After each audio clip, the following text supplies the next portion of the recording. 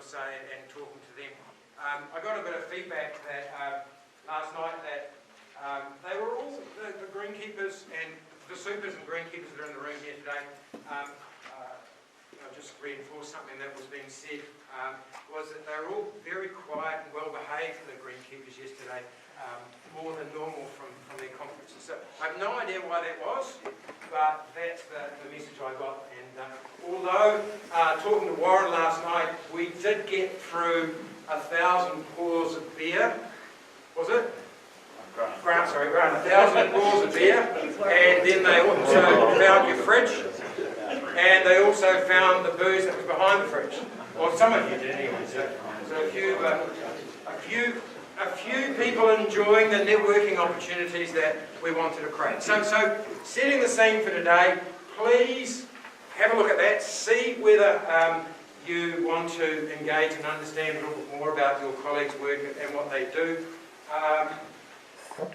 But can I just ask that you don't all go to Phil Taylor-Rangi's amazing session on course design, because Mike won't have anybody in his room for finance. Is that all right? Sorry about that, mate. Go to that session. By the way, you're emceeing that one by yourself, all right? Because I'm quite need to go. But anyway,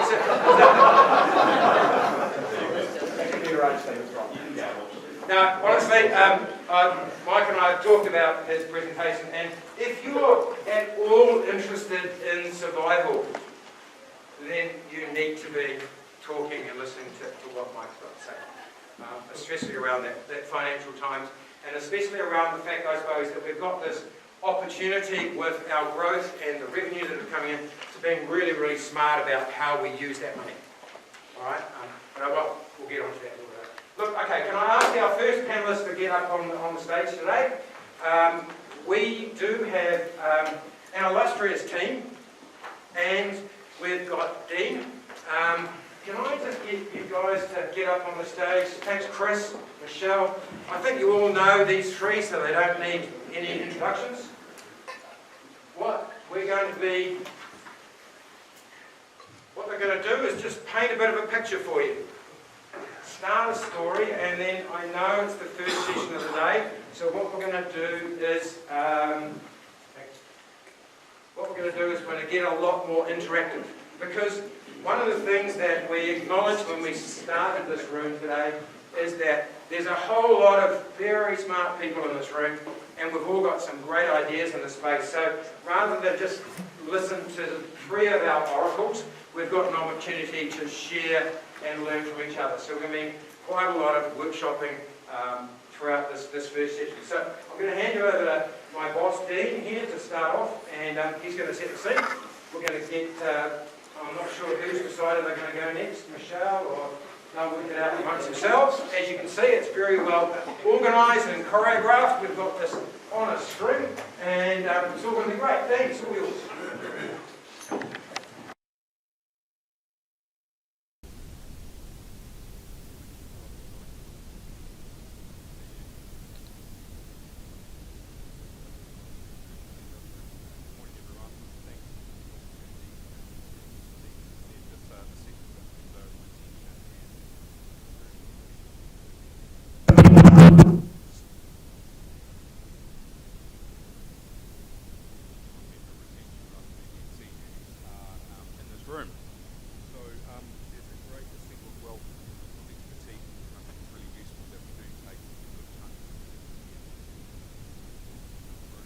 We are going to just run through some of the things that the executives here at the Coalface have been doing. From my perspective, I get the great pleasure of travelling all over the place around New Zealand and walking clubs every single day on what they are doing in business. And often that turns to matters around customers, whether they be members or visitors. And I have a perspective that I bring to all of those discussions that I thought I'd share with you this morning. And the first thing I think is member retention is, in my view, not the right way to start coming at this, and it should be around customer retention. And most businesses in the world, whatever they are, need customers, and I don't think golf facilities are any different. And perspective I always start with is that you really need to start with planning and actually understanding who on earth you are and where you want to be. And member retention becomes a little bit irrelevant if you don't want members. And there are some clubs in the room here that actively want to decrease the number of members that they've got. But in order to get to that position, you need to plan exceedingly well. And the bit that I see most often where clubs could really go deeper and get more detailed is in the planning position. Here's your third Golf New Zealand board member walking in late too. Morning, Hannah Ray.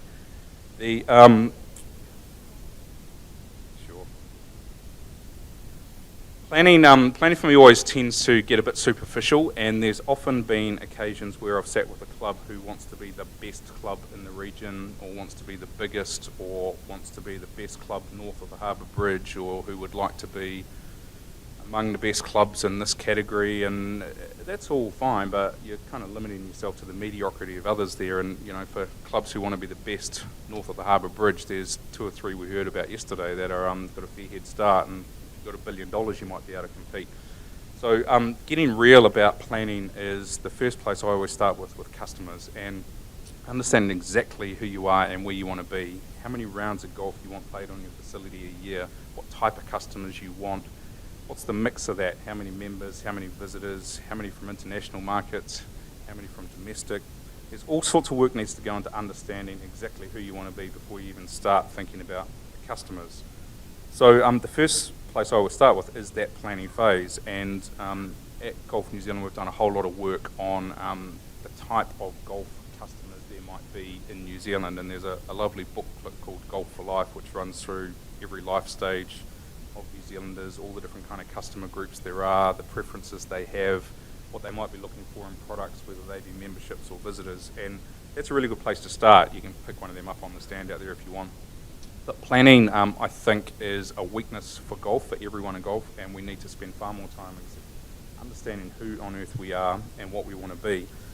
Planning also needs to go across all parts of the operation, whether it be the golf facilities, the clubhouse, the customer experience, the community engagement, whatever aspects of your club or every domain that you have, having real detailed planning and understanding who you are, what you want to be, therefore dictates the kind of customers you need to have. Second point I then always head to is good people. Bruce talked about this a bit last night. There's no point trying to retain customers, members or visitors unless you have people who understand what you're trying to do.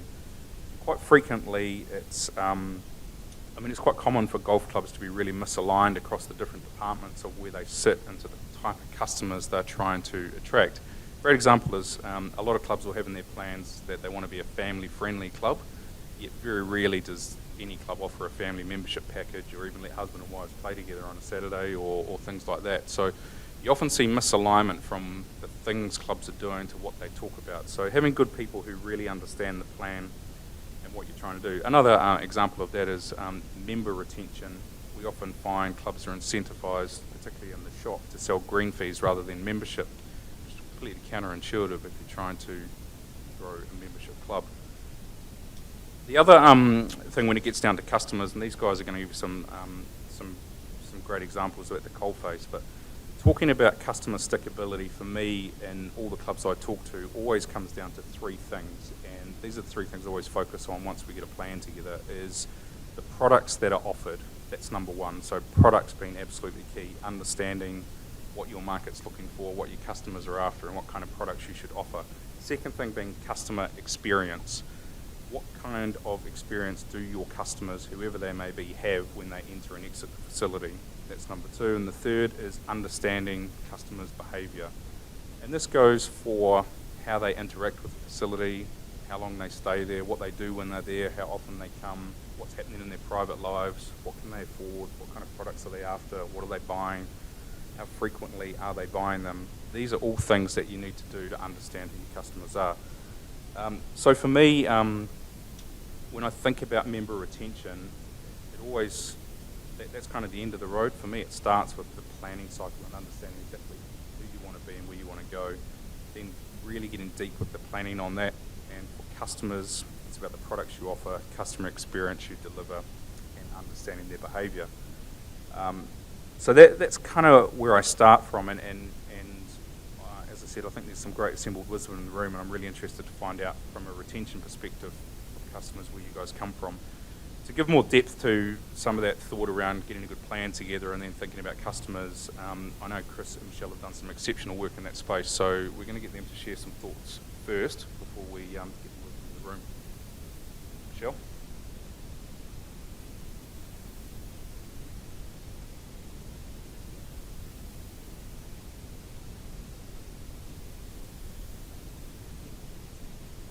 Morning, everyone. Obviously, coming back out of COVID, we've all been hit with a massive increase in membership that none of us thought we would have. For us, it was mostly around the under 40 category. Our average age dropped by 6 years. So we have really taken a step back and just looked at that particular age group and what we can offer them. More so over. So for us, mostly it's about the communication side of it. The statistics show that most people will not renew their membership after that first 12 months. So it's trying to engage them, get them involved with the club, and offering more age-specific, fun events for them to participate in. Our Pro Shop team are amazing. They fit in that age bracket, so they're always talking to them, getting them involved in different events for them. The other thing is we have got to a point now where we're assessing our membership. We've determined a figure that we will cap and have a waiting list. Some membership categories are going to be closed very shortly, so just to take the pressure off those tea times, which we're all suffering from. So yeah, it's just a combination of a bunch of things really, just to make sure that we can provide that quality experience that everyone wants. Morning, everybody. So I just want to go back, I suppose, pre-COVID, because obviously we're all in this COVID world and everything's been just so disruptive. And what we're seeing now, I don't think really gives a true reflection of probably where the market's going to probably sit going forward. So pre-COVID, we were doing a lot of work with our membership, and we went through a membership restructure. We rationalised some of our membership categories. But our particular focus was trying to understand our members and trying to understand what those personas were. Now, we're still working through those pieces of work, but what we do know so far, what we do understand so far is there's very many different personas within each different membership category. So if you take your archetype, say, male golfer who would be 65 years old, one person would be an avid golfer who want to play in all the competitions, another person is just there to socialise with their mates. And if you replicate that through the rest of your membership, you'll see there's probably a whole bunch of different personas. And what we're trying to do is really understand what those personas are, what makes them tick, why they come to the club. Once we do that, we're then trying to understand how they engage with the club. And one of our strategies over the previous couple of years is really to introduce more offerings to them and give them more reasons to come to the club. You would have seen the driving range as one, coaching is another, the cafe and bar is another. We had a particular strategy that we were looking to pre-COVID to put into place to put in some non-golf events, more social events, more different, and then trying to measure those items to see how many times members do engage with the club. We've also done a piece of work which we haven't actually got the data yet, but in measuring those, and we identified a set of an engagement score. So once we get what the benchmark is then so how many times do they play golf? How many times do they open the newsletter? How many times do they come to the cafe? What is their bar spend? Are they having coaching? Are they using the driving range? There's various different touch points that you can measure. And once you can get a baseline, you can then track as to whether somebody's engaged or not engaged. And my learns, and this come from the US, was it's not to when the point they get to the very bottom of the engagement score, it's actually when they start to drop off. So when they stop playing golf and stop opening the newsletters, it's a red flag. So how are your teams then engaging with those members to make sure that why have they stopped playing golf, why have they stopped opening the newsletter, why are they becoming disengaged, and seeing how they can get back to the club. I get it at the moment, through this COVID world, our usage has gone through the roof. We have members probably screaming at us because of their lack of tea times. They're not travelling, so they're looking to come to the club more frequently and more often. And I would emphasise it's more important now to be engaged with your members, because retention will become another issue going forward. At some point, the world is going to reset, and we're going to get back to some sort of normality. And we all know, we all look at us today. 3 months ago, everybody would have been scanning through this entrance because of COVID. We've all slipped back. I don't see anybody scanning. Now, I would predict that in a year or two time, members will slip back to what they used to do. It might be a trickle feed, and if we can get on our game and measure engagement and look at how we retain our members, it's going to we'll have sustained success going forward.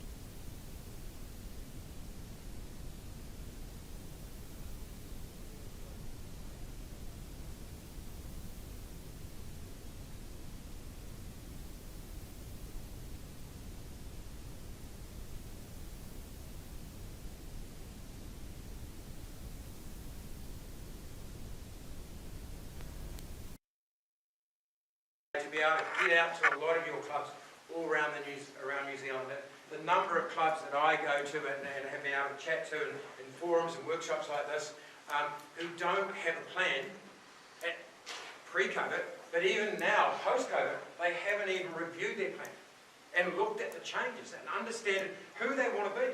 So how do you know whether you want to retain customers? How do you know whether you want new customers? How do you know whether you want green fee players or members if you don't have a plan? So then really think that's, I hate to say it, but a great idea. The second thing I think that was really relevant is we are in a sales cycle. We've got this unique opportunity that's come up, and for those of you who know me quite well, I used to do quite a bit of work at university, and we used to talk about this sales cycle. All right, and the sales cycle, the most important thing about a sales cycle is that when you're at your busiest, is when you do your most work marketing and promoting yourself. So you don't have these drop-offs. So instead of this, and we're at the top at the moment, or we don't know, but we think we're at the top. We don't want to go into these big things. So how do we build a model, and we'll talk about that later on with what Chris was talking about with regard to the analytics, really understanding and getting to know your customers really well and knowing who they are, finding out what they want to do, how much they spend. We're going to be talking and unpacking that a little bit with when we look at golf technologies going forward a little bit further. So get out of that cycle.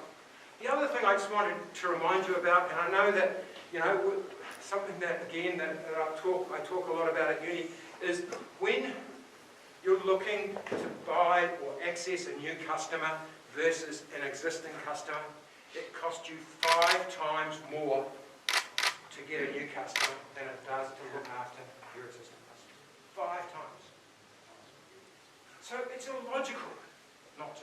So, and I know we're talking to the converted, and I know you're all doing it, but what we want to do now is we want to unpick what you guys are doing. Some of these gems, like Chris has talked about, what Michelle's talking about, some of the stuff there, really unpick that. We've got lots of time to have some really good workshops, and then we'll get some ideas from the floor, and again, like everything else, we'll collect all the information and bring it forward. So can we spend 10 minutes having a chat about that? Can I get one person on each table to grab one of these and just make some notes? Because what I'd like to do is collect those notes, all right? So we can put it all together and give you everybody's thoughts around the room. Because we won't get every great idea around the room town. So you've got 10 minutes from now, go. Great, thanks very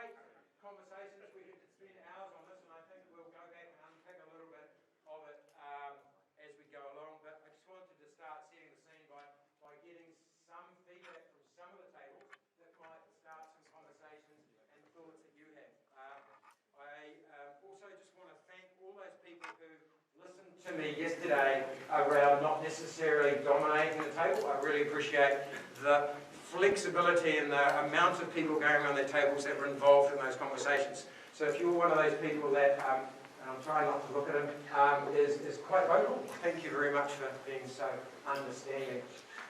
I'm not looking at anybody in particular. Anyway, okay, or people. Okay, so I'm just going to go around the table. I just want one great idea or thought, and then we'll go around, get one from every table. And then a couple of the groups have asked that the panellists, they've got a couple of questions for the panellists they think would be relevant from their understanding. So I'll get them to direct those questions.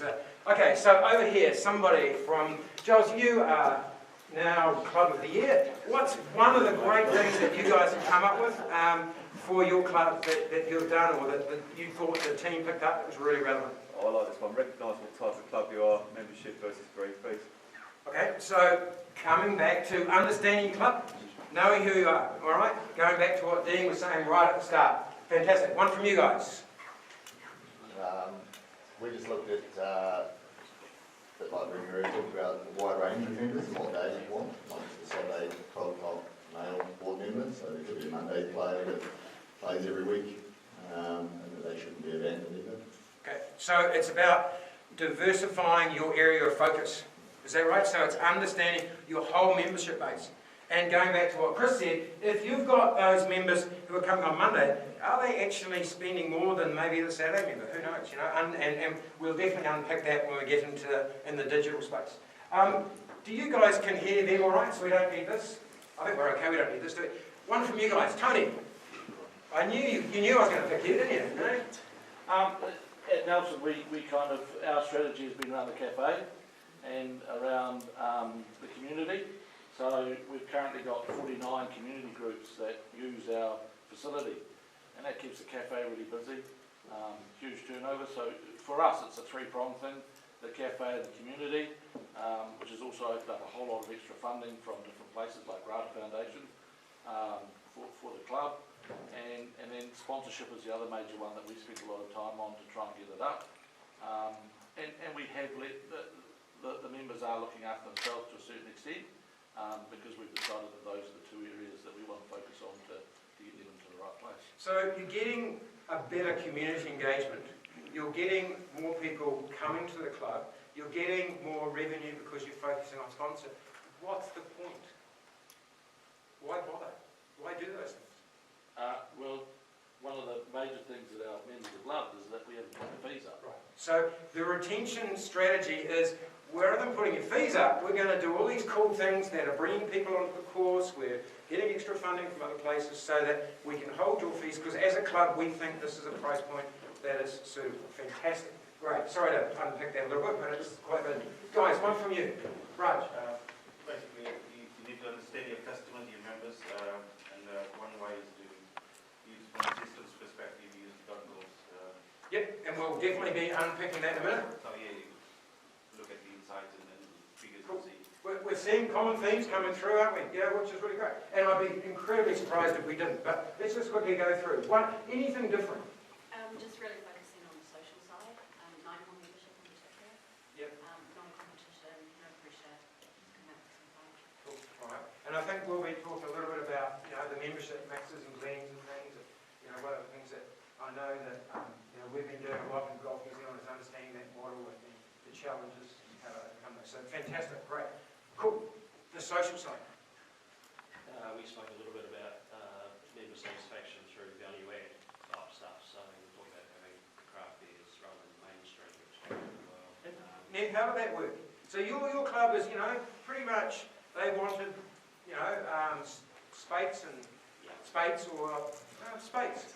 Yeah. And now they have Ponzi Auckland beer.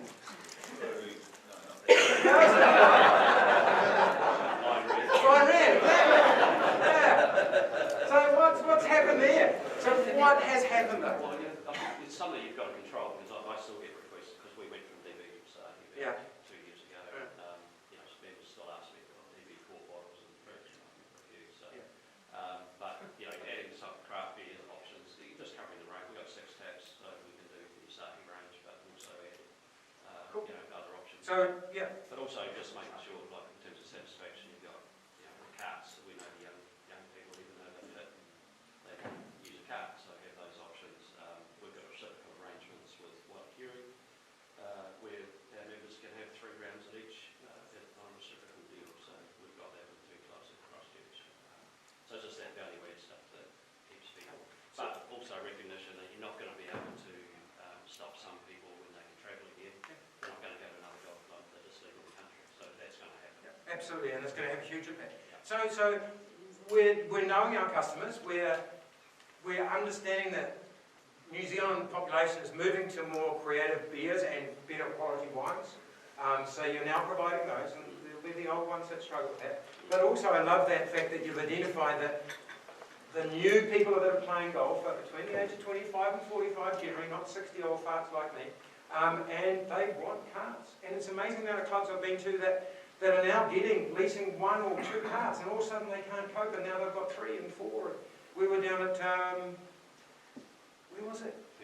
No, out at Geraldine, and they got 1 cart, and then they got 2 carts, and all of a sudden they had people coming through, and they had all the nomads coming around, and now they're going to be installing plug-in, things for the mobile vans that people drive around in, because there's just such a demand for it. So that's cool, so really understanding. Cool, one from you guys. We had a conversation around clubs that a lot of clubs are going to make a bit of a profit this year, and the obvious pushback from members is, oh right, you can reduce our subs, which obviously we don't do, so it's about front-footing that conversation, saying right, now we're going to invest in deferred maintenance and CapEx and stuff like that, so you can utilise the opportunity. Really, really good point, because I think, and if you've got a really clear plan, and you've got a really clear operational plan this year, then it's a no-brainer, because if they say they want fees, no, this is the plan, this is what we've agreed to do. This is, if we get $1, this is where we're going to spend it. We're either going to spend it to make another $1 or to save $1. Great, one from you guys. We've got top-down. Okay. Oh, okay. Yeah. So, but I can talk from a club point of view. One of the things we focus on is the product itself. Yes. People come to your golf, to your club, for the club first and foremost. So if you've got issues with the turf, with the facility itself, then that's going to be a huge deciding factor on whether anyone comes back. So from our club point of view, that's what we're focused on, is to ensure that our product is fit for purpose for the level of membership we're looking to attract. So if you've got some revenue like we have over here coming through, that's where you've got a clear plan of where you're going to spend it. Fantastic. One more from you guys. We spoke a lot about engaging new members, and how we do engage the new members that come into the club, whether it's one of the staff or a committee member that makes personal contact with the new members as they come in, so they don't just come into the club and kind of float around and then drift out. The level of information that they need when they arrive, sometimes we overwhelm them with everything we think they need to know. New member gift packs that are given to really make them feel a part of the club. We did wonder if the membership process being made too easy by filling in forms online. Sometimes we miss that engagement, so the importance of actually following up and making sure they come to meet all the frontline staff and keep people in the club. So that's most important spoke about. Fantastic. So really unpicking and diving into some really good ideas and thoughts around that. So that's great. Thank you. And one more from you. Anybody? Whoever chooses. You spoke a lot about mapping the customer journey. Yes. So from the minute people coming through the car park to the minute they're paying the golf course or at the driving range, and I think often there's some trust that people know where they're going, or we've got the signs which should be greasing, and then having good people was another one as well. You had a really nice idea around, at the moment car parks are all based on your president, a couple of names on them. Actually, it'd be nice to have them for new members or visitors so that they know where to park when they get there and things like that. So I guess just shifting mindset a little bit and ensuring that people have a pleasant experience. I don't know what the thought might be. Cool, thanks very much.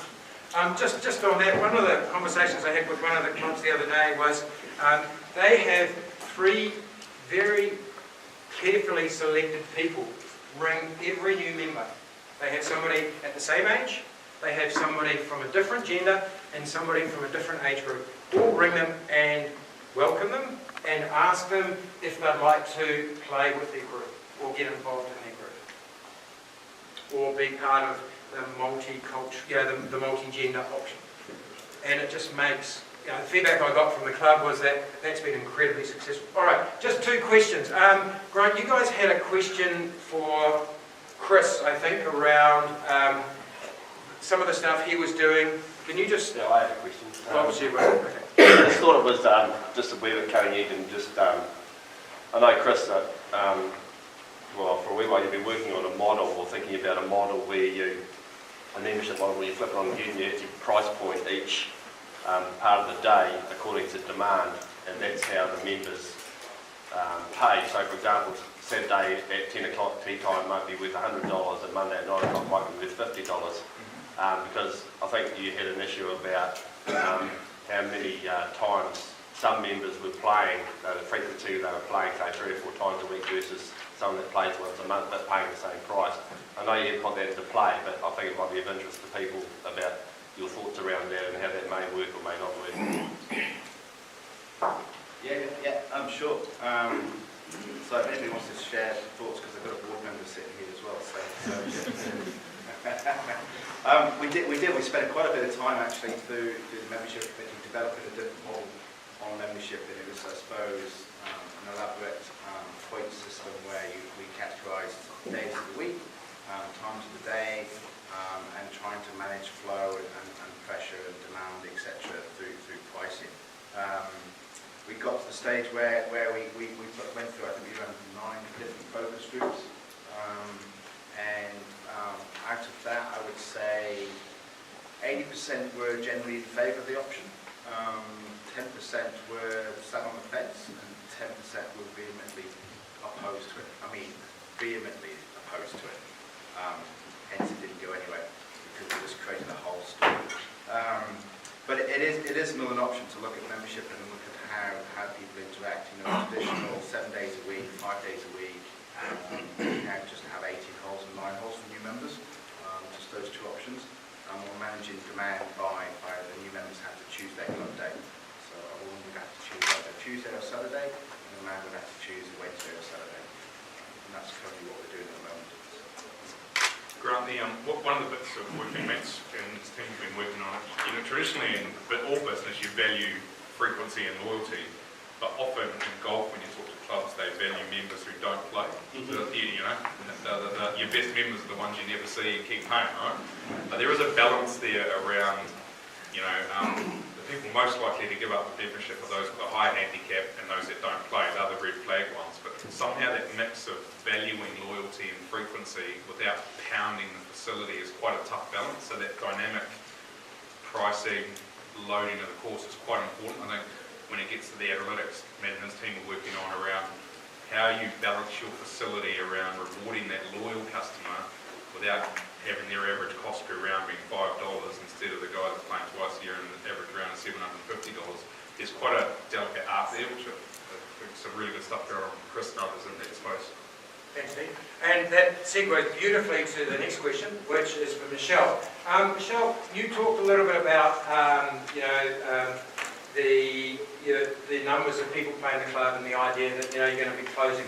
How do you go about deciding what that level is? Is that the question? I think I both should know. Reviewing the start sheets, pressure on the start sheets, working out what days are at a maximum. General feel, there's a lot of frustration amongst the membership at the moment because of that. Lots more members around. So it's obviously the data and the analytics is driving it, but it's also to keep those members happy as well, because they're the ones that are really the membership. Could I follow that up? Yeah, sure. You also mentioned about 9-hole membership, and obviously with people being time poor, 9-hole is the direction that people go. We're noticing now an imbalance happening between 9-hole and 18-hole, as more people want to play 9-hole, and from a revenue and access to course point of view, it puts pressure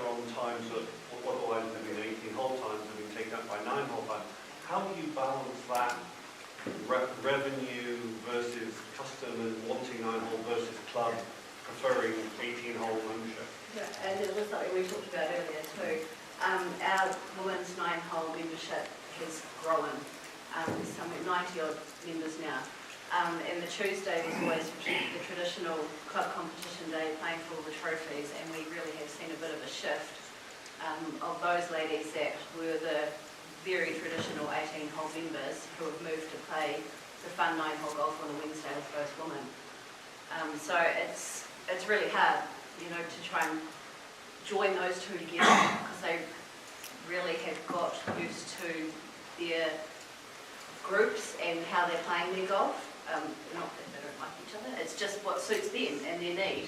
And the 9-hole is definitely growing because, especially with the women who they can fit it in more, it's not so much pressure on their time. As for the day, we chose our quietest day, which was a Wednesday, and we made those 9-hole times available for them in between our 2T starts, so they have slotted in as such. Wednesday's now the second busiest day of the week, because they all do go upstairs, they spend money on food and beverage. Thanks, Michelle. And I think, you know, we could spend a whole lot of time on that, and I don't think we'd get the answer, but it is something to resonate and to think about. We're going to capture all of these ideas and thoughts and share them with you. Can I ask that Maddie, if you wouldn't mind, she's going to pop around and just grab your notes as well, so could you just give them to her when she comes around? Thank you, Maddie, it was really great. Just a couple of things that I thought I'd just quickly share before while Mike gets ready for his comment. I'll just go back to the panel to see if there's anything else. Some of the things that I've been hearing and talking to people about, and it touches on what I think Chris was talking about, which is that value add. Clubs were grizzling about the price of the expectation of members were had for the amount they were paying for their alcohol. And so they were saying, you know, we've got to keep it cheap, because everyone won't buy it. So the club introduced a model where everybody to, you know, like the card, like they do at Remuera, where you scan every time you go in, and they put the prices up by $2 to $4. But every time somebody went in and swiped their loyalty card, they got a discount. So they got 1 in 5 free, or 2 in 1 in 10 free, or whatever it is. So the perception was they were still getting value. The club felt, the members felt they were being listened to and looked after, but at the same time, anybody who came to the club who was a Green Fee player was paying $7 instead of $5. And it was a no-brainer, because the average price in town was probably $8, so they were still cheaper than around town. But there was a combination of growing revenue and also at the same time understanding, listening to members and looking after your members by giving them perceived discounts. It was interesting talking to the guy who put it all together at the club, and he said, well, we're actually making more money per member because we put the prices up and we gave the discount, but the discount wasn't anywhere near as much as how we put the prices up. But the perception was they're getting the same thing. And the other thing I really loved there was that idea of regionalising. You know, some clubs are moving away from this affiliated thing. You know, why are we offering affiliated fees for other clubs? Well, what's the point? All we're doing is giving everybody discounts.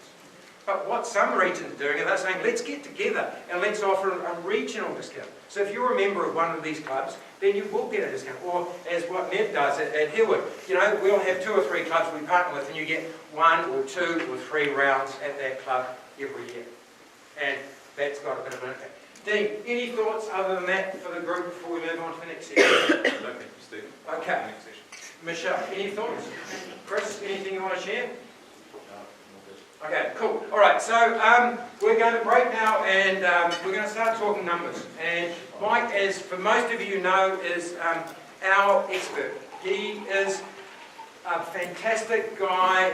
He spends all his life working with businesses and individuals around New Zealand, helping them understand how to optimise their portfolios, their business, and be as productive as possible. But the other thing that's wonderful about Mike is he is a passionate golfer. He loves the game, and he invests a huge amount of time in a voluntary capacity in the game, for the game. Mike was the chair of Hillwood, and for him that was a bit of a challenge because he had to try and keep Neville in line. But he's also now the chair of Canterbury Golf, and the thing I love about Mike is that he is always present. He is always there to support his clubs, and he's always looking about innovative and creative ideas about how we can move things forward. Mike is going to talk to you about, he's got 10 questions for you today, and he wants to simulate some conversations around that. So I'm going to hand you over to Mike, and he's going to get started, and then we'll see how we go, and then we'll talk, get some people up from that. Thanks, Mike. Cheers. Thank you, Steve. Good morning, everybody. Now, oh, sorry, just one more thing. If you do decide you want to go and move to another session, feel free to move. Don't feel obliged to stay, all right? I genuinely do that. If you want to go and listen to Phil talking about course design, I can understand that's probably more exciting than listening to an accountant talking about some financial planning stuff. So if you do want to move, by all means, just... I genuinely will not be offended. A couple of disclosures up front too. There's been a bit of false advertising about this session. It was originally around financial forecasting, so some of you that came along here thinking you were going to sit with a whole lot of numbers and we were going to start doing spreadsheets and doing your budgeting and forecasting, you're going to be very disappointed. That is not what we're going to be doing. Because with Des's agreement, we changed the context of this session to try and align it a bit better with some of the stuff that you've already heard yesterday and in fact what we've already done this morning. So you'll see some analogies and some good lining up with some thoughts that you saw in the sessions yesterday, particularly from Bruce and a couple of things from Kerry. And the other bit of false advertising is any of you that were looking at the big screen out the front there, you'll see that my name popped up, but I had Dean's photo on it. So I can assure you I'm not Dean's twin brother. Hopefully you didn't take too much notice of that. What are we going to talk about here? I'm going to just start with a little bit of context, and this is going to be quite a quick session, by the way, because we really want you guys workshopping after this. So I'm going to go through my slides relatively quickly, probably 15 to 20 minutes tops, and then we're going to get you back to your table groups talking about some stuff that's relevant for you and for your clubs and organisations. But I'm going to start with a little bit of just background around some what we call the economic clock, just having a think about financially and sort of economically, where are we actually sitting at the moment. Then I'm going to pose a series of questions, 10 questions. So don't come along with all the answers because you guys are all individuals with your individual clubs, your own unique circumstances. So talking about a whole lot of answers to you is a bit difficult because whatever's right for one club may not align up and be right for the other. So what I'm going to do instead is pose a series of questions to you all. And when we go through those questions, I'd like you to really just pause as you read this as your own club or your own organisation. And if you genuinely ask that question to yourself, what would you learn? What would you think about when you come through? So when it comes to the questions, I want you to really think about that. Just because we did advertise it as being forecasting and planning, I am going to have a couple of slides at the end, the very generic slides, just